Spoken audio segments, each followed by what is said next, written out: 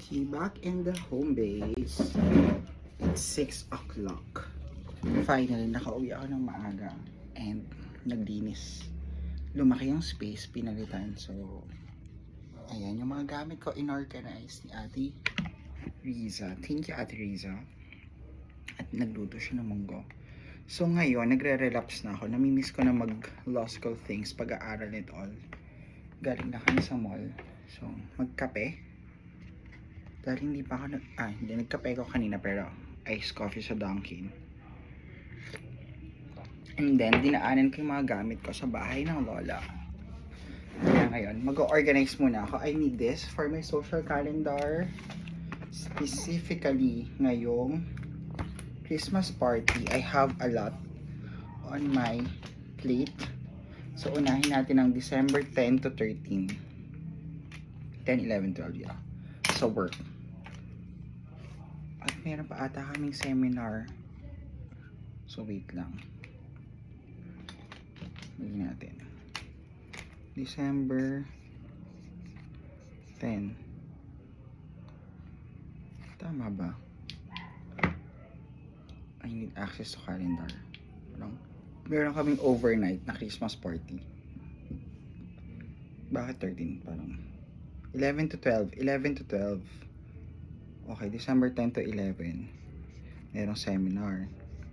Then, December 11 to 13, after the seminar, Christmas party. Okay. Seminar. Ano pa ba? Then, December 14. May ganap ako ng 14. Para saan yun?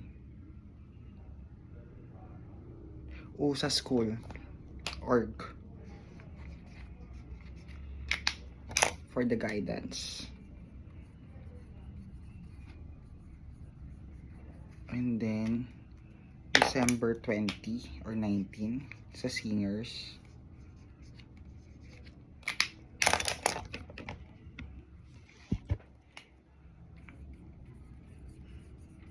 Then, I have my hindi pa sure sa mga high school classmates. Wala pa sumasagot sa GC. I have my December 30, 31. I have my flight to Siargao. And then, January. Ay, hindi pa pala. So, magbubook pala ako ng ticket. So, I have here my schedule. Okay. So, that's done. I-display ko na siya. Ano pang idadagdag ko? Uy! Meron din akong seminar pa pala sa leadership. Hindi. Iba yung leadership. I have also my legal research seminar. Dapat ma-plot ko siya. Wait. Kailangan siya ma-check. So, my legal research is 7, 14, 21, 28. Zoom siya. Siya nga. Mali. Paralegal pala yun. Wala lang. Naisip ko lang mag-avail. Kasi nakita ko yung mga ibang schoolmates ko na nag-certify sila ng ganito. So, nainggit ako. At yung Christmas bonus, kaysa mapunta pa sa iba, pinang-enroll ko na lang. Parang ano lang naman to. 3.5, 3.6. At least, di ba? Kung magagamit sa work and eventually sa mga Kembler pa na iba. So, it's 9, 16, 23, and 30, 6 to 8 p.m. Pero meron siyang recorded videos. Ano pa mga ganap ko sa buhay? I need to check my email. Dahil sa sobrang dami kong pinaggagawa, minsan nakakalimutan ko. Kailangan ko din mag-check ng MOOC ng UP, Open University, para kung meron silang mga bagong courses open. Why not? We need all the certifications and all. Para pakita natin na tayo ay bibo. So, wala pa. Family. Hindi ko pa alam sa family namin kung kailan ang ganap. Anyway, so done. So, i-display ko na siya. Let's proceed to the law school things. Since kailangan ko mag-enroll ng cream 2 at hindi ko pa alam. Nakunasan yung yellow paper ng aking schedule. Pero yun, na-plot ko na yung mga pwede kong kunin na subjects. Kailangan ko na lang malaman kung sino yung online at face-to-face. So, dinaanin ko yung books ko. So, magkakahiwalay. Nandito yung mga gamit ko pang office, mga damit. Tapos, nandun sa lola ko yung mga appliances ko, mga libro ko. So, this is Cream 2 na binili ko pa nung 2022. So, ngayon ko lang siya babasahin. Ang kapal pala, nakakaloka. So, kailangan ko siyang matapos mag-advance reading ako. Starting article 114 to 367. So, kailangan maka-10 man lang ako or 20 na articles bago ako pumasok. I also have tax. So, baka mag-tax ako since nandito naman yung libro. So, dalawang. Sinong author ng isa? Kapuno. So, I'm gonna read this now because I have time at also have my test booklet. So, let's check. How do you answer the prof's question or essay in law school? So, unahin natin yung agency, trust, and partnership. So, ayan. Hindi ko na nga papakita yung grades ko. But, sige, check natin. First, ang tanong dito, how a contract of partnership can be established. So, I got, hindi, ilang question ba to? 1A and 1B. And then, what is the difference daw of a partner? Isang 5 points, isang 3 points. So, tama. The difference daw of a partnership and a corporation. So, paano ako mag-answer? Ganito ako kapangit magsulat. But at least, I got an 8. Dahil hindi ko talaga naaral. In fairness thank you prof. Kasi hindi ko naman naaral yung difference ng partnership and corporation. Umanswer lang ako ng bula-bula dito. In fairness Grenadan niya. As in 1 point per itemization. So, dapat madami pa lang akong sinagot. Pero dahil hindi ko siya inaral, hanggang 3 lang ang nagawa ko. Okay. So, paano daw na-establish ang contract of partnership? So, ang sabi ko, express agreement to form a partnership with assignment of profit sharing and losses via implied conduct of the partners if there is no express agreement. Agreement in any form to contribute funds, property, or industry to a common fund and intention to share profits as well. Co-ownership or co-possession of property is not indicative of partnership if there is no sharing of profits and losses from it. Share in gross profits is not indicative of partnership if there is no sharing of profits and losses as well. Sharing of net profit is the benchmark. Receiving profit is not indicative of partnership if it is used to pay debts, interest of loans, payments to landlord, payment of wages to such that is contrary for sharing actual profits from the partnership interest. Tara, in fairness o diba? Nakalimutan ko na to. Pag tinanong mo ako nito, hindi ko na masasagot. Hindi ko alam kung ito yung nasa book, pero basically parang ganun yung nasa reviewer.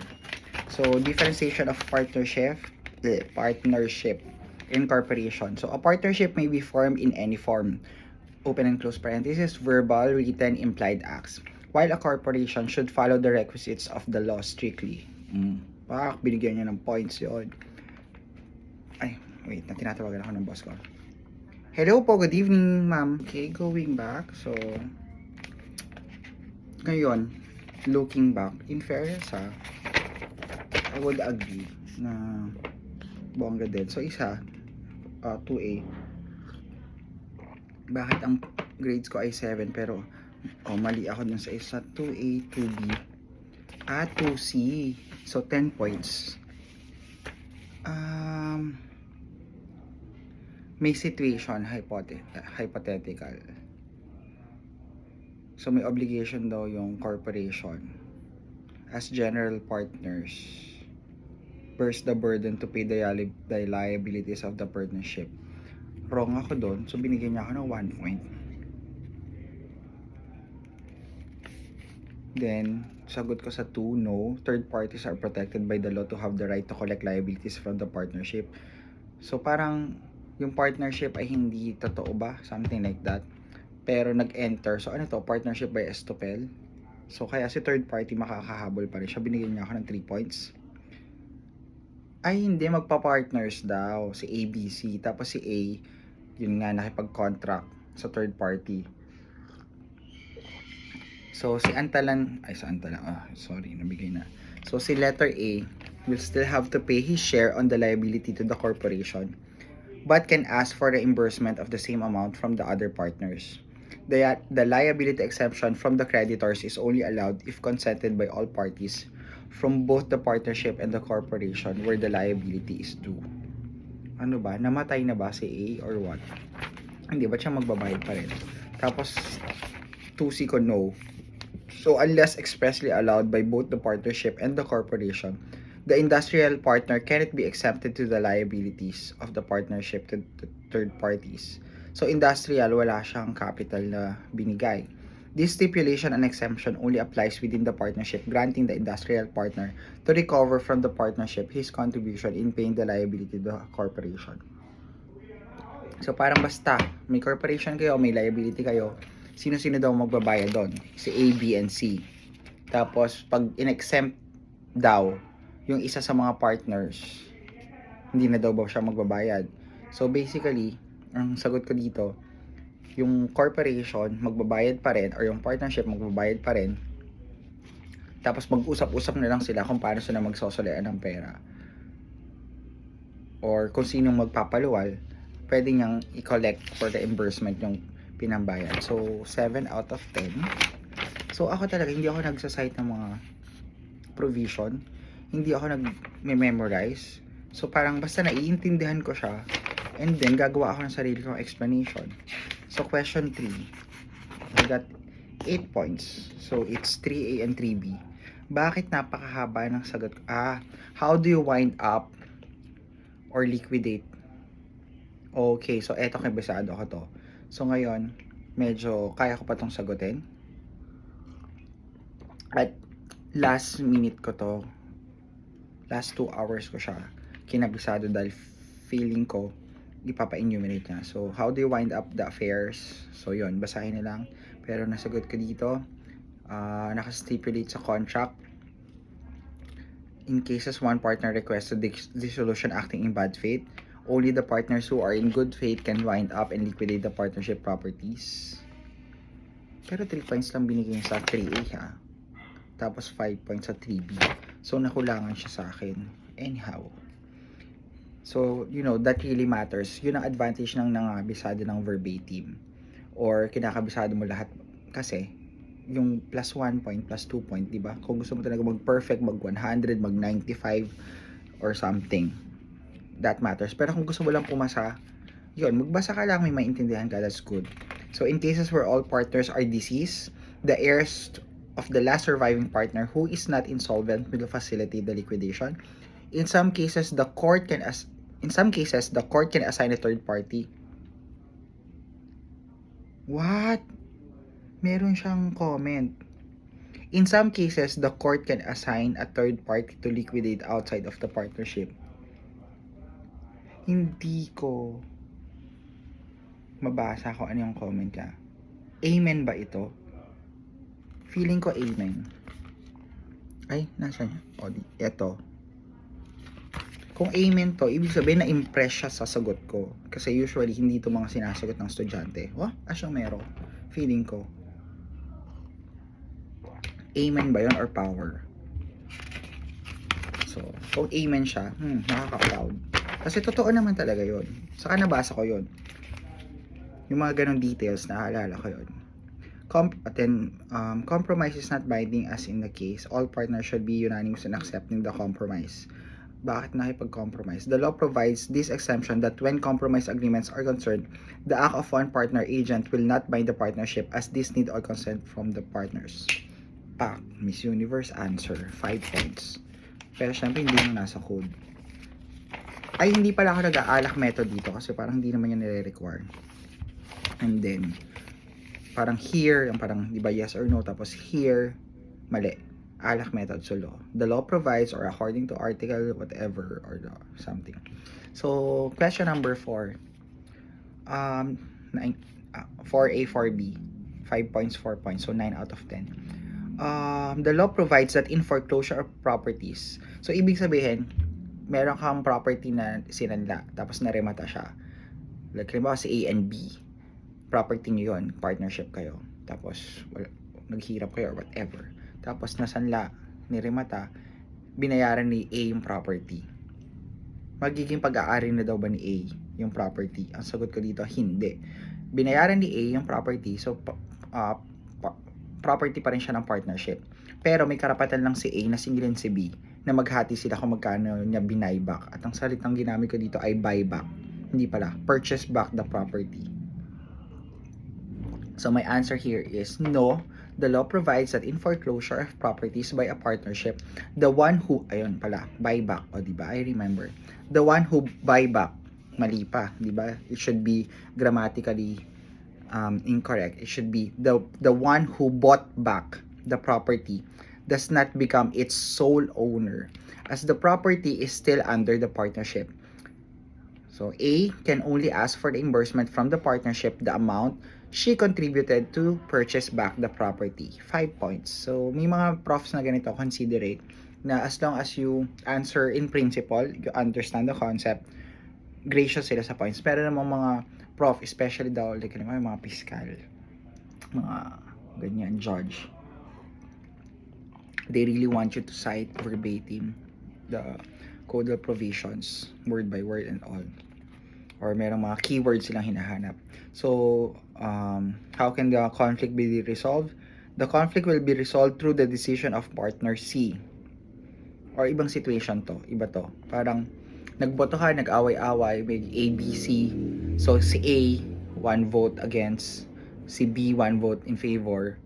So, paano daw mangyayari yon? So, ang sinabi ko dito, kung sino may controlling interest. Controlling interest, meaning mas malaki yung share niya.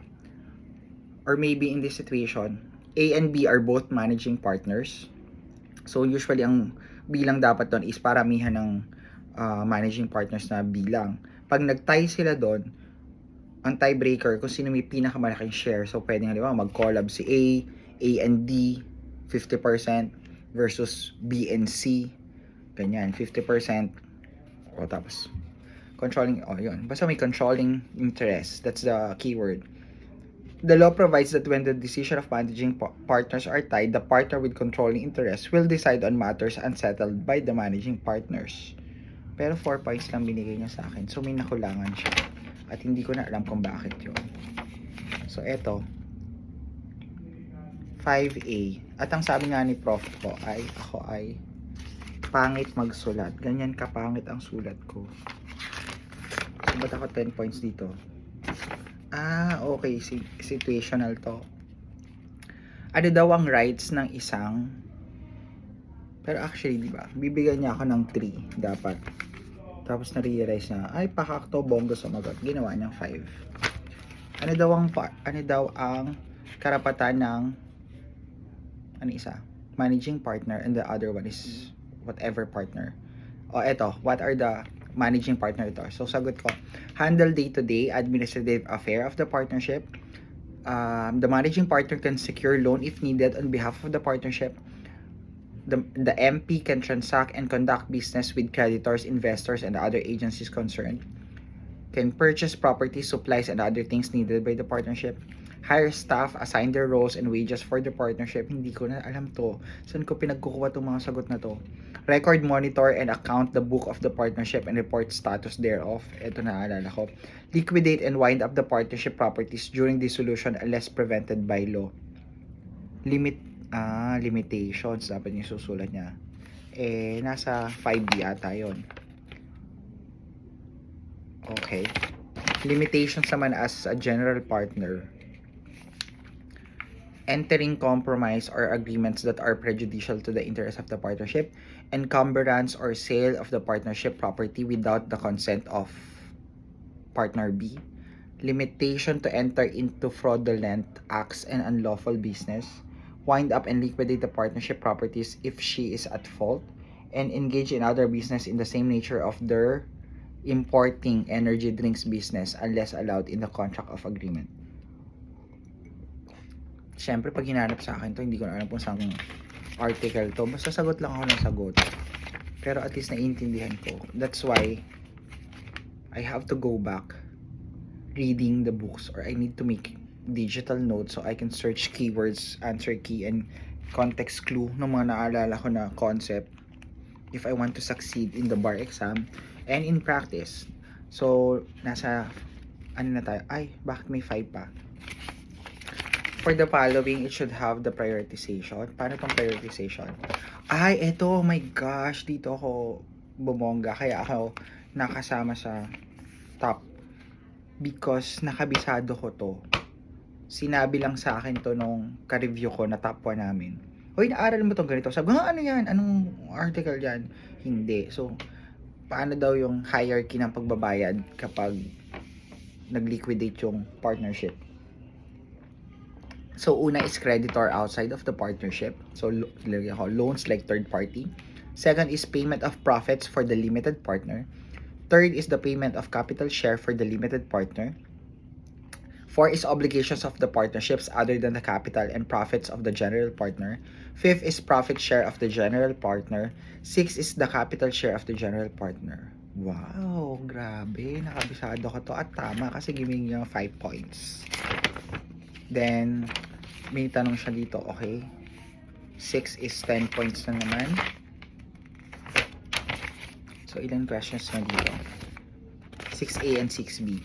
So, any liability to third parties, if done in the usual transaction of the business, the liability of the partners is solidarily provided that the act of the partner is valid, lawful, and consented or authorized by the other partners. Number 2, all partners are agent of the partnership and the act of the agents is legally binding to the partnership to protect third parties from deception and fraud. The law provides that in cases where third parties will suffer loss or injury due to its good faith and belief that the act of a partner is truthful and lawful, the liability shall be incurred by all the partners subject to the collection of damage and interest to the erring partner with bad faith. So, papagalitan ako ng aking person's prof dahil sabi niya nga, kilometric ako mag-answer. Dapat direct to the point ako. But, you know, it works. Hello, binigyan ako ng 10 points. Miss Universe answer. So, why not? Next. A general partner differs with a limited partner that... Anong sinagot? General partner ka. May voting rights ka ba? You can manage the day-to-day activity. Ano pa? Hindi ko na alam. So, a general partner is involved in the day-to-day activities and management of the partnership affairs. A general partner's liability can be extended to his personal assets, while sa limited, kung ano lang yung inano niya. A general partner incur or suffer the losses while unless a limited partner does not. Parang mali yung pagkaka-English ko dito. Unless stipulated in the contract of partnership. Parang basically, yung general partner, magsasuffer siya ng loss. Yung limited partner, hindi dapat. Unless naka-stipulate sa contract na pareho sila magsasuffer ng loss. Parang that's my, flow of thoughts. A general partner may assign their interest in the partnership. A general partner share and payments of profits or capital is superseded by the payment first of the limited partner's interest in the partnership. Also yun, mas una yung limited partner. Binigyan naman niya ako ng 5 points. So ako din hindi ko naintindihan ang sinagot ko. 7. So yes, A as the guardian and represent. Ay, minali niya ako dito. 7A. Kasi mag-asawa, tapos na-declare na insane yung person.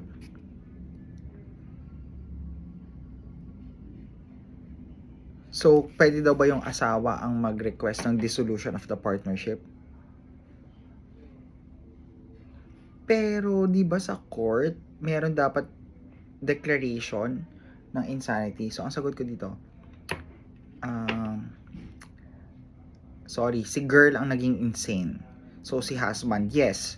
Husband A as the guardian and representative of his wife being one of the party of interest. Hindi siya dapat party of interest kasi hindi naman siya yung actual partner. So, baka doon ako nagkamali. Has the legal rights to do so. Under our law, a person with insanity does not have the legal capacity to enter into contracts.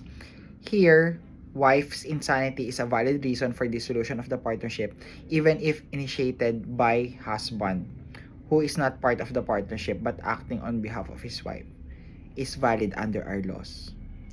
Ito yung mga topics or parts na hindi ko inaral kaya ako nadadali. So just for the sake of consideration, kaya niya pala ako sinabihan na dapat nagbabasa. Yun nga, kasi hindi ko alam yung mga sagot. Diba? So, nag-invento ko. At least, itinatawid ko kesa you leave it blank. At least, I got 2. Diba? Isang malaking X. O, may 2 pa rin. Kasi in my mind, it makes sense. Dahil asawa ka. Pag asawa ka nga, diba, you become one. Eh, nadilulo yung asawa mo. So, dapat, ikaw ang guardian niya. Anyway, ay,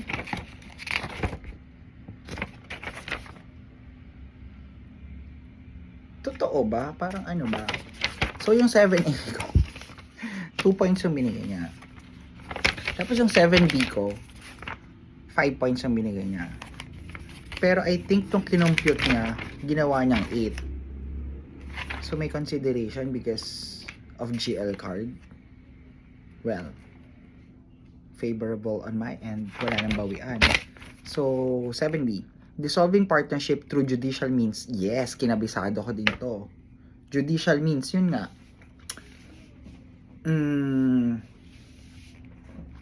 Ano ba? Merong conduct prejudicial lagi yung partner mo na makakasira sa partnership. Tapos may insanity. But anyway, may mnemonics nito. Ayan. There is insanity in one of the partners. There is willful and persistent breach of agreement from one of the partners. There is gross misconduct prejudicial to the partnership from one of the partners.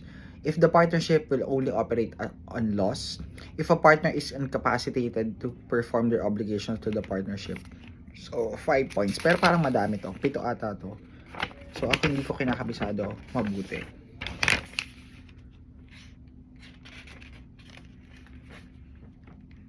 Alam mo, in fairness, Jenny Rosaya, or maybe I'm wrong, parang niya kinompute to later. Kasi katulad nito, item 8. So, 2 questions. Individually, iniskoran niya ako ng 2 saka 5. Here. Pero, collectively, ginawa niya 8. So, yeah. Feeling ko, professors do consider, do graciousness. Like, it's the collective na, what does your brain can do? Ano yung kaya mong intindihin? Na parang, sige, nagkamali ka dito sa enumeration, but I like how you answer, I like how you integrate na try to navigate na even if you really don't hit the spot, you can argue well or parang, I don't know, kasi ganun naman ang abogado. In a way kasi, di ba? Kung ibibigyan niya ako ng 8. So, again, thank you, Prof. So, running candidate ka na talaga, Prof. As one of my, favorite professors. Because of this. Ngayon na nagpropasses ako kasi hindi ko talaga siya tiningnan. Like how I was graded. So, question 8. Yes, A is entitled to all profits from the time. Naalala ko to kasi ako yung pinag-discuss niya na sagot. So, parang daw, nung nagkausap na magdi-dissolve na tayo, then na-dissolve na, binayaran na siya. Tapos, paano pa yung mga pending na transaction na ng company? Wala na siyang profits doon. Pero ang sagot ko, entitled to all profits from the time it is in existence up to its dissolution, including profits that arise from transaction initiated within the partnership until its delivery of completion. Kasi parang may nabasa ko lang, for example, nag-request ka ng dissolution ng January, tapos binayaran ka na daw agad-agad. So, ano ba, January 1 ka nag-request ng dissolution, tapos January 5, binayaran ka na. So, kahit meron pa kayong pending transactions na i-deliver nyo ng February, March, bayad na kayo doon.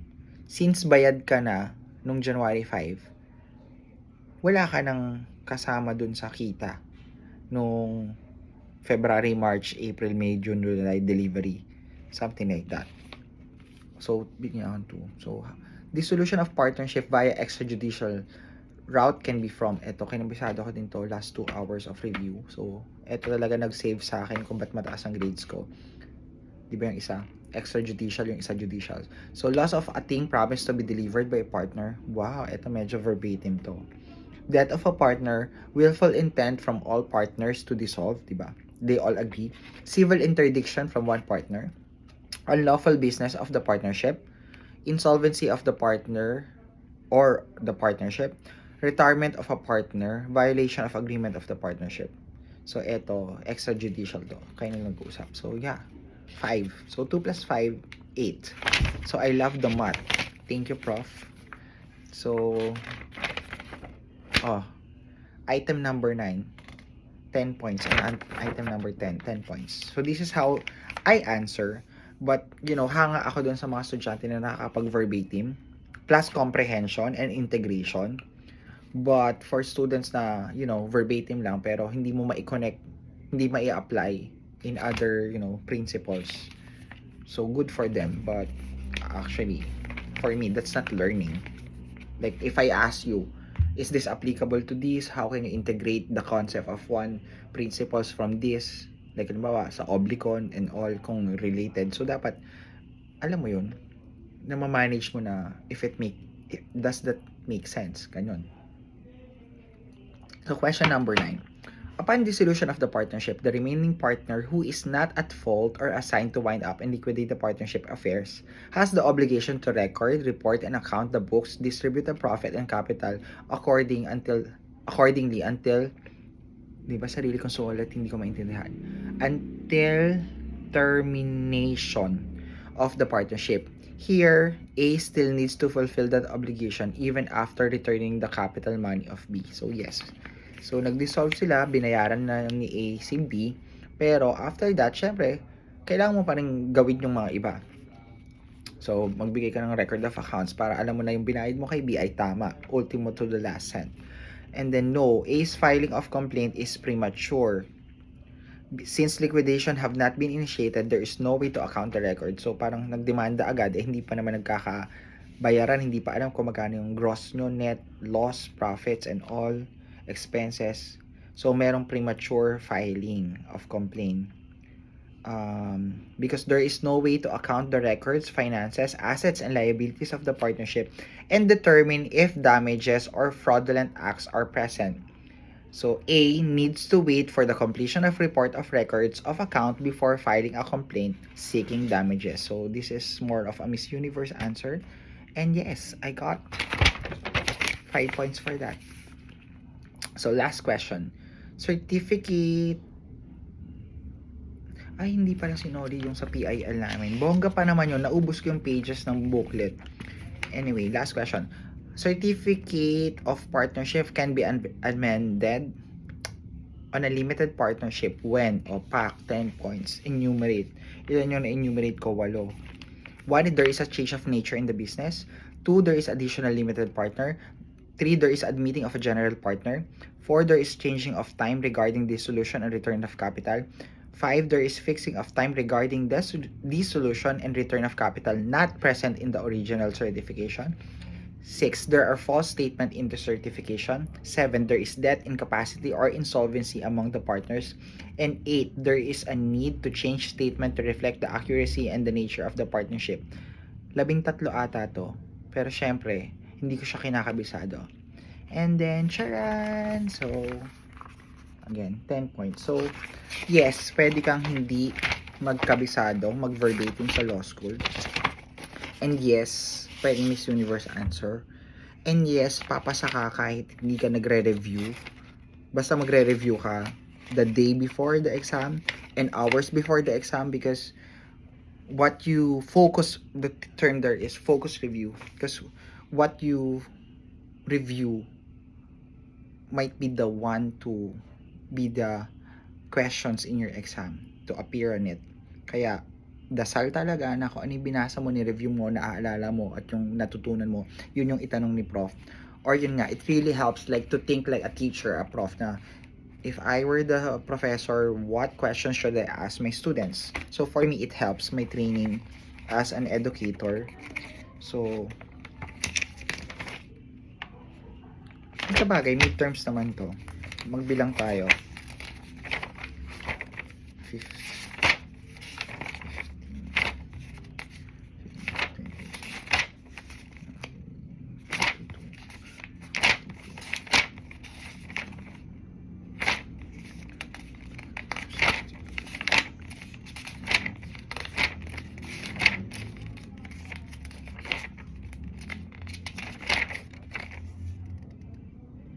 Ha? Ba't ganun? Parang tama ba? Or baka ang binigay niya dito, grade ano na? Grade equivalent, not the... Pero hindi. Kung 1 to 10 to at 10 points each, di dapat 100. Mali akong math.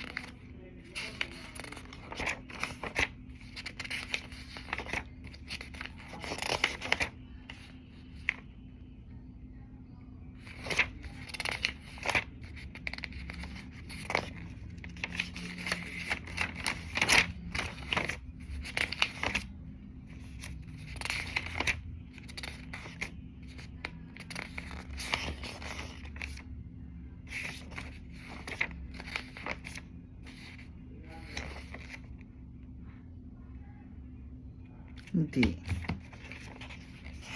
It's not mathing. So, bilangin ko na lang yung ano ko, errors ko.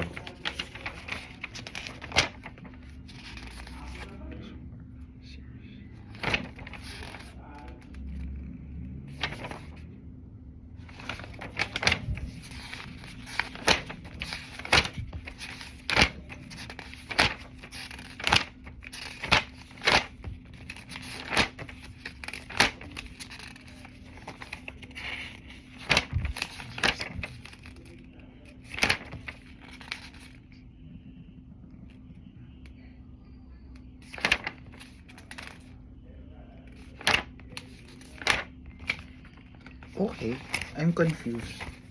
So baka 120 points to.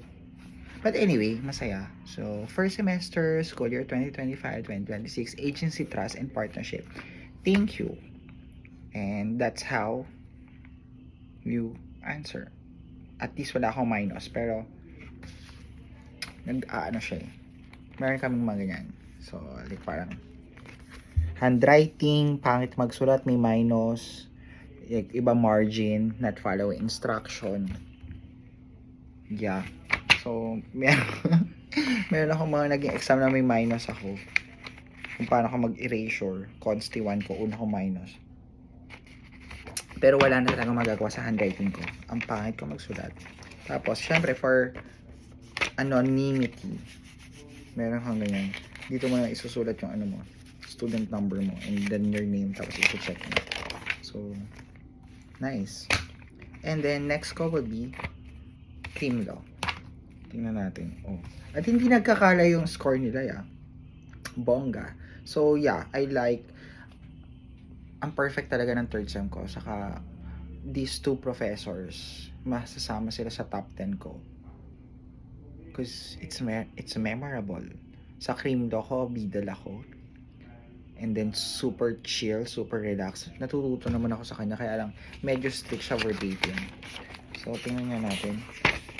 3 points frustrating. Kasi kung nasagot ko yung second question dito sa item number 1, baka ako yung top 1 sa cream. Which is, pinadedefine niya ano ang praeter intentionem, aberratio ictus, and then what's the other one? Tatlo yun. Mistake and blow, error in personae. So, hindi ko alam kung bakit. Kasi nga, unang tanong niya, differentiate mala or define mala inse versus mala prohibita. So, ang gusto niyang sagot dito would be sa mala inse, you can use good faith as a defense. So, dapat yun yung 1A. Ginawa ko, 1A mala inse, then B mala prohibita. Kaya nakalimutan ko na i-define ko rin pala ang yun nga, error in personae. So, sa halip na 6 points ako dito, or kung na-perfect ko yun, 8 points. And I'm only that close to being top 1 in this subject. So, yeah, puro 3 out of 5. Meron akong 1 out of 5. Kasi yung sa counterfeit money. Ang gusto niyang sagot dito. So, etong professor na to, very ano siya, what you call that, keyword specific. So, si Catalina ay isang foreign national na nagka-counterfeit money sa ibang bansa. So, nagbakasyon sila dito. Tapos, yun. Mahuhuli daw ba? Or under Philippine law? Sabi ko, oo. Because, yun nga yung pagka-counterfeit. Pero, yung pala, ang kailangan sagot doon. Yung salitang sojourning na hindi ko sinagot here. So, 1 point.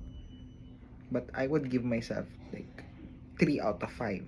Kasi sinabi ko na pag nagka-counterfeit ka, kahit foreigner ka, pwede. So, ayan. 5 points naman sa number 3. Bakit? Tingnan natin. The charge is not correct. Ganyan. 9 points for question 4. Ayan. Perfect na naman sa OPAC. In fairness din, umaano siya, tumatanggap siya ng Miss Universe answer. Ayan, na-perfect ko din to. Yung acute battering incident, tranquil phase, tension building phase for the battered wife syndrome. Although sinabi naman niya na aralin nyo to, kabisaduhin nyo to. Okay. So, dito nag-alak method ako. Okay. Winner. Okay. So, sablay lang ako sa first 4 question. And then the rest, pak. Bongga. So, yun. Ilang pages ba ang booklet namin? So, 1, 2, 3, 4, 5, 6, 7, 8, 9, 10, 11, 12, 13, 14, 15, 16, 17, 18, 19, 20, 21, 22, 22. Bakit meron ako ditong, sinulatan ko na pala to. Okay, 22. My gosh, naubos ko to sa Public International do. Kasi hindi kami nag-a-answer sa harap. So, 23 pala dapat. Anyhow, thank you. So, answers in cream law on the next video. So, at least, ganito pala sumagot ang isang law school student na hindi nangangabisado, na hindi nag-verbatim. Papasa pa rin at makaka-line of 8 bongga. So, bye!